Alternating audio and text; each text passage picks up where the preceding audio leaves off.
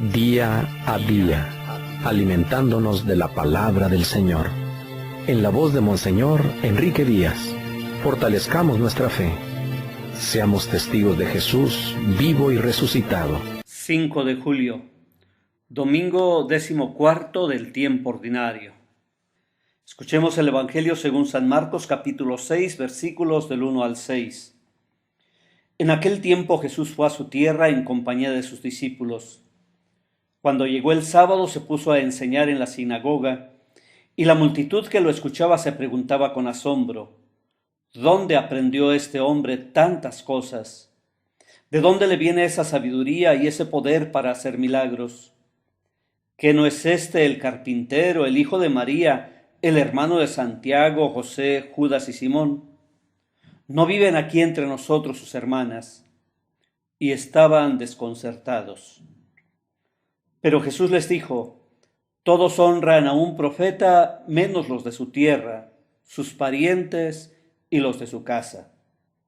Y no pudo hacer allí ningún milagro, solo curó a algunos enfermos imponiéndoles las manos, y estaba extrañado de la incredulidad de aquella gente. Luego se fue a enseñar en los pueblos vecinos. Palabra del Señor. Hay una tumba siempre llena de flores, de milagros y de retablos. Ya hace muchos años que murió el padre José, y parece que cada día se siente más vivo su recuerdo. Era muy querido por toda la gente. Me preguntan quienes no lo conocieron. La mayoría de las personas ahora respondería que sí, pero la realidad es que el padre José tuvo que vivir momentos de dolor, de soledad y de frustración, porque percibía que no eran escuchadas sus palabras. El tiempo y la distancia lo han idealizado, y ahora lo honran hasta quienes lo desprestigiaban y se le oponían. Es más querido un profeta en su tumba que proclamando sus verdades. La verdad ilumina, pero lastima, y el verdadero profeta con frecuencia vive en soledad e incomprensión. Qué fácil es llevar flores a una tumba, qué difícil aceptar la verdad del profeta. Hoy la liturgia nos presenta 3 profetas que sufren la incomprensión y la experiencia dolorosa de la debilidad. Ezequiel debe confrontar a un pueblo rebelde. Pablo sufre en carne propia la debilidad, y Jesús es rechazado y despreciado en su propio pueblo. Sino doloroso de quien es profeta, tal parecería. Un profeta es descalificado cuando apenas inicia, el otro presentado en sus miserias, y el tercero rechazado en su propia casa. Jesús es verdadero profeta, pero no siempre es acompañado por el éxito. Con frecuencia el Evangelio nos presenta a Jesús rodeado de multitudes, aclamado y reconocido. Las multitudes, compuestas en su mayoría por gentes sencillas, ignorantes, pobres y necesitados, perciben esa fuerza y esa sabiduría que brotan de sus labios. Reconocen que la sabiduría y los milagros son presencia del reino de Dios. Reconocido y aceptado va sembrando su palabra. Pero no todo es miel. Su palabra también es contradicción. Su palabra cuestiona, su palabra descubre y desnuda las ambiciones de los corazones. Entonces es rechazada y provoca persecución. Cuando Jesús hace el milagro y se manifiesta poderoso, es fácil aceptarlo. Cuando sus palabras cuestionan y desestabilizan, cuando van en contra de posiciones y privilegios, cuando desenmascaran y exigen verdad, entonces son rechazadas. De tanto encarnarse, Jesús se ha vuelto uno de tantos. Y ahora es difícil escucharlo. en Nazaret conocen todo de Jesús, su particular historia familiar, su apariencia corporal, sus cabellos, sus ojos, su modo de caminar, sus costumbres y aficiones, muchos de sus episodios infantiles.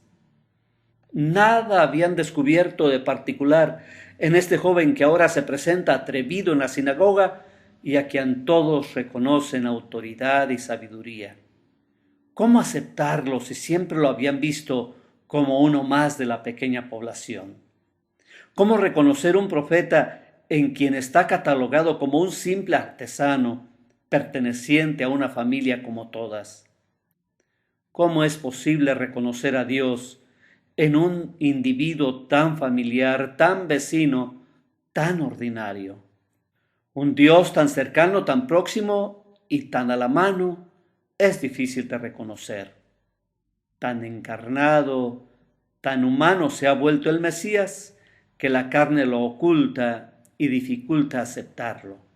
Solamente la fe puede ayudar a descubrirlo, pero la fe es lo que falta en Nazaret, y así Jesús permanece bloqueado en su actividad milagrosa a favor de los necesitados. A Jesús le duelen estas desconfianzas y el recibimiento hostil y agresivo de los suyos. Se nota en su reproche adolorido al citar el proverbio respecto a la aceptación del profeta. Se encuentra con una mentalidad estrecha, con la mezquindad y los prejuicios. Le duele la incredulidad de los más cercanos. Sin embargo, no se llena de amargura, sino que rompe aquel estrecho círculo y lanza su mensaje mucho más allá. Luego se fue a enseñar en los pueblos vecinos. La palabra con frecuencia es rechazada cuando no se acomoda a los caprichos y costumbres de ciertos esquemas. Da temor cuando abre nuevas perspectivas y parece insolente anunciar una nueva forma de vivir y ser. Pero el profeta no busca la aceptación y el aplauso de un público al que tiene que agradarle. Él es fiel a una inspiración originaria. Busca abrir caminos nuevos, donde el reino de Dios pueda instaurarse, donde la voluntad del Padre sea la norma, donde el amor y el servicio suplan todos los mandatos, donde lo más importante sea la persona y no las apariencias.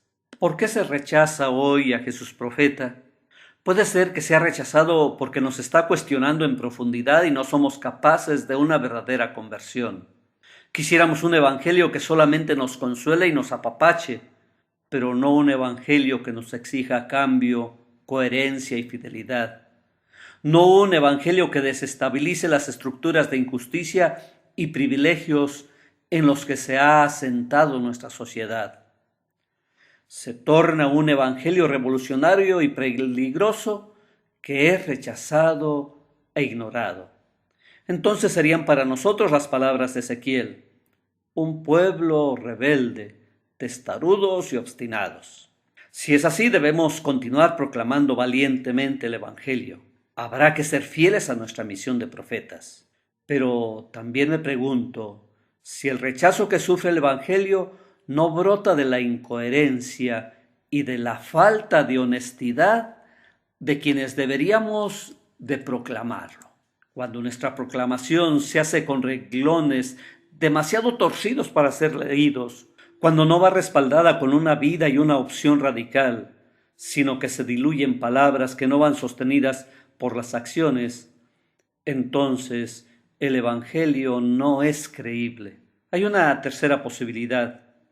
A veces queremos una predicación que vaya adornada y sostenida por milagros y fuegos artificiales, por ruido y aspavientos.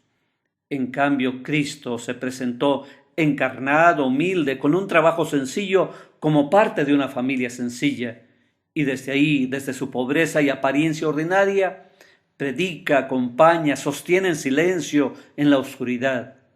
Aparece el profeta en ropas sencillas, y entonces es difícil reconocerlo, aún para los de casa.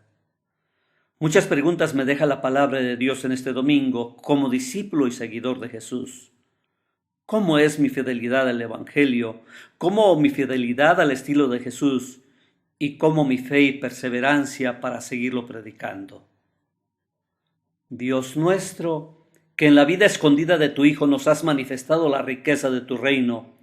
Concédenos ser fieles a sus enseñanzas y ejemplos y mantenernos constantes en la escucha y predicación de su palabra. Por eso guíame por siempre.